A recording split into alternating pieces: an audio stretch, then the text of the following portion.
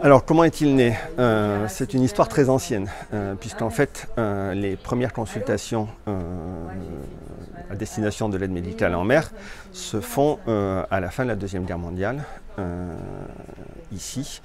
Et donc, pourquoi? Parce qu'à ce moment-là, la seule façon pour les navires de solliciter la Terre et de contacter la Terre, c'était les voies radio et ce qu'on appelle les ondes courtes. Et la seule station radio qui faisait des ondes courtes en France et qui avait été positionnée là pour des raisons stratégiques, se trouvait dans une commune qui est à proximité de Toulouse, qui est à 20 km de Toulouse, qui s'appelle Senlis. Et donc cette station s'appelait Senlis Radio.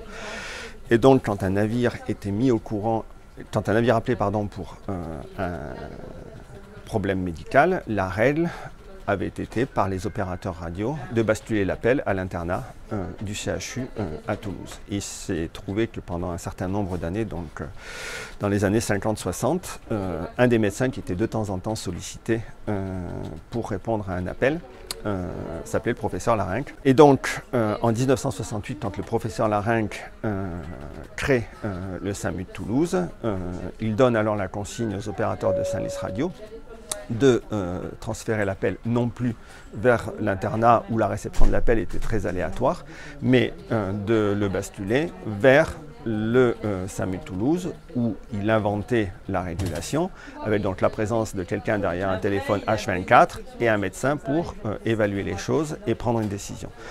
Donc les consultations arrivent au SAMU de Toulouse en 68 à la création et ensuite l'évolution des choses et la réglementation se met en place avec donc un texte dont on pourra éventuellement reparler qui date de 83, qui est une instruction du Premier ministre qui fixe l'organisation de l'aide médicale en mer en France et qui dit à ce moment-là que doit exister un centre de consultation médicale maritime et donc de façon un peu naturelle, puisqu'on avait une antériorité sur la consultation, la décision est prise de pérenniser l'entité SAMU de Toulouse comme futur centre de consultation médicale maritime français.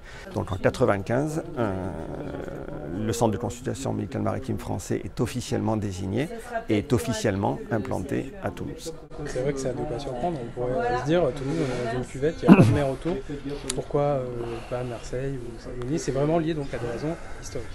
C'est lié à une raison historique, c'est lié à une raison donc de communication, mais en fait le problème n'est pas d'être au bord de la mer, puisqu'en fait la majeure partie de nos appels proviennent de zones qui sont souvent assez éloignées du territoire français et que le centre se trouve à Clermont-Ferrand, au Havre, à Marseille, à Paris ou je ne sais où ailleurs. Le problème n'est absolument pas là. Le problème, c'est l'expertise et la compétence des médecins qui vont assurer la réponse et la connaissance du milieu. Voilà. Mais le fait d'être au bord de la mer ne prédispose pas forcément à être positionné comme un centre de consultation médicale maritime. Et si on prend d'autres exemples en Europe, le centre italien est à Rome, donc pas tout à fait au bord de la mer. Le centre espagnol est à Madrid. Voilà, donc on n'est pas les seuls à ne pas être au bord de la mer.